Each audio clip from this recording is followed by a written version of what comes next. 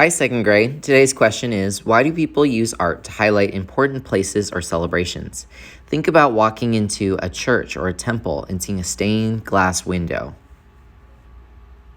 Or maybe you went to a parade and you see that someone has created an amazing float.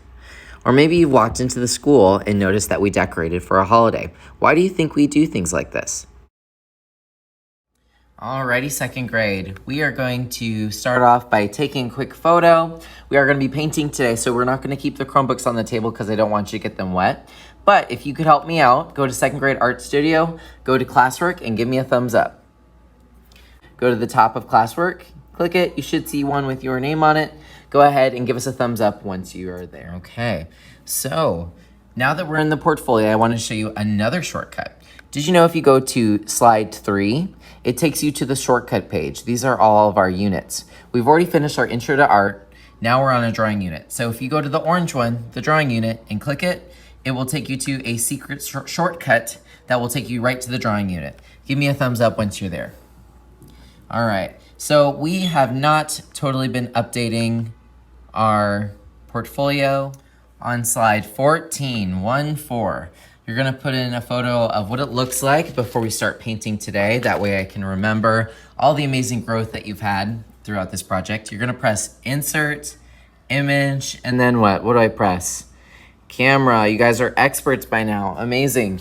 You're gonna take a photo of whatever you got, even if you haven't been here in a while. Don't forget to press the insert button. Bam. Now, if you wanna make me a very, very happy art teacher, make it nice and big on slide 14 so that I can just easily stop by. If you know how to crop, which is by double tapping the image, you can crop it and just make it just a little bit easier to see. See? And then you can get out the sides, get your dirty fingers out of it. Just kidding. But just make it something interesting to look at. But look how dark it is. It's really light in person. Do you know you can change that? You can go to Format Options, go over here to Adjustments, just bump up the brightness a little bit, and then I personally like to bump up the contrast too. There we go. Now it looks like how it looks in person. If you finish this before everyone else, you can even change the background. Change it to a color that makes sense, and then give us a thumbs up. All right, so we're not gonna take any more photos. We are gonna use our Chromebooks a little bit later, but because we're gonna be using watercolor, let's go ahead and close them. And then I'm just gonna carefully put it under my table so that I know it won't get wet. Give us a thumbs up once you're ready. Many of you will be painting today. If you weren't here, what we did was we took Sharpie, we drew a horizon. It's one line, but it decides how the land is. We drew a sky with radial lines to indicate maybe it's like a stained glass window.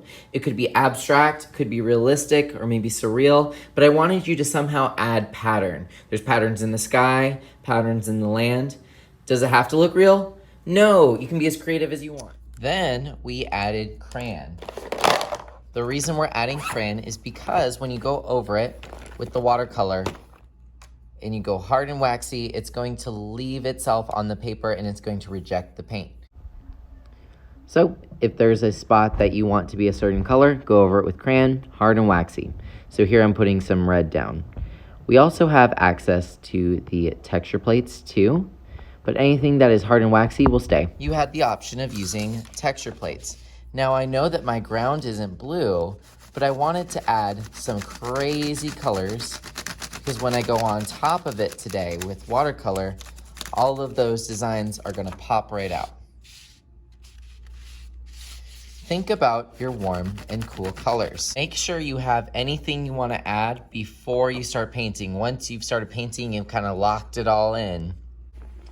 When you're ready for painting, follow the green arrows and head to the sinks. You'll need to pick up a watercolor. You can share this with you and your partner. A paintbrush, I would suggest something small in case you have little details, and then a paper towel. You'll follow the green arrows all the way around. Place your stuff down because there's one more thing we need. We're using watercolor, so we need, hope you said water. I should have your water cups already filled, but if I don't, then this is how you refill your water cup if it gets dirty. You'll turn on the water. Should the water be fast like this? No, because it will spray you, I promise. You'll turn it down to its lowest setting like a smooth waterfall, and then you just fill it up about an inch, so just a few seconds. That is really all you need. Then turn off the water and follow the green arrows. All right, I'm ready to start painting. I would unfold your paper towel. Just kind of get everything all ready for yourself and your partner. So sometimes you can just keep this in the middle. That way you can share. All right, when you're ready to paint, you're going to dip, let it drip, and then you get to choose your color. I'm gonna do something kind of funky for my sky. I wanna do an orange, red, yellow, warm color sky. The more you go around the paint tray, the darker your color will be. The more water you add to that color, the lighter it will be. So you can kind of see the difference there. When I have light, go around a few times until you're bored and tired, and then look how dark that is. So you can kind of change the color. Now let's say you want to switch colors. Can I just go into the next color? No, especially that yellow. The yellow always gets dirty every year. When you want to switch colors, you gotta dip, swirl, let it drip, and then dry off. Just like when you dry your hair after a shower or bath, you need to dry your paintbrush. So you're gonna do it again. Dip, let it drip, and then I'm gonna go into the yellow, baby. How you finish this is up to you. I would love to see it completely covered in color. Let me switch colors one more time. Can I just go into this red? No, you need to clean your brush. Dip, let it drip, swirl, whatever you need to get that gunk off, and then dry off. And get some of that red, baby.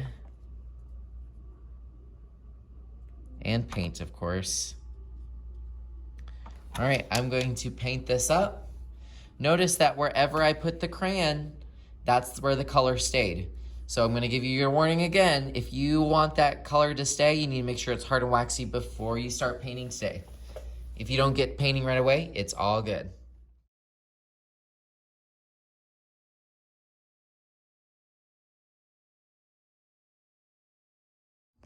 Oh, and one more thing I wanna show you. I thought of it as I was painting. Can you mix colors? Kind of. You can mix colors here, but you shouldn't mix colors here. So like I was creating my own color. I did kind of a green blue up here. What I did was I put the green down where I wanted it. And then you can see that blue popping through. I don't want to put blue over here because it covers up my texture. And plus I wanted it green because I wanted it just a little bit more realistic. But if you want to mix that color, just dip, let it drip, dry off, and then go in the blue, and then you can mix it. Look at that beautiful kind of teal that's going on. Gorgeous. All right, teachable moment here. I put some brown for my tree, but oh no, it's like crazy.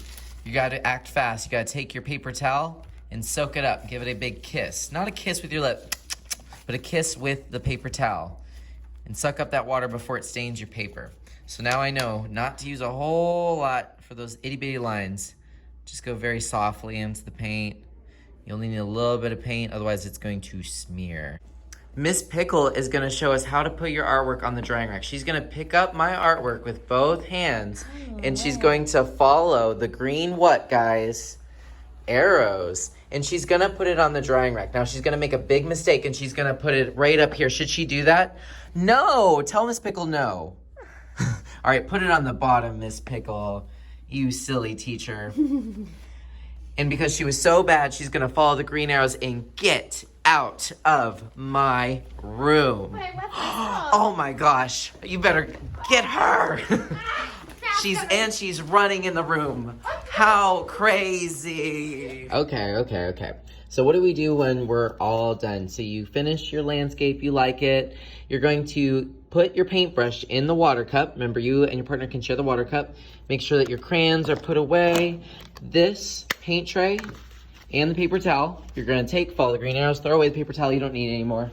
And then you're gonna put your paint tray on the back counter. Follow the green arrows again, and you're gonna take your water cup with the paintbrush in it, and then put it in this sink right here, and then leave it. You don't have to clean it out. I'm gonna have the fourth graders in the morning clean it for you. One last thing. Once your table's clear, you can put your Chromebook back.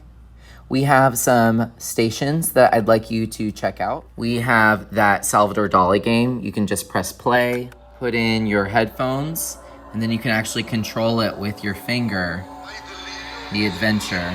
Just make sure that your headphones are in, and then explore. You could also do your virtual art stations. Have a great day.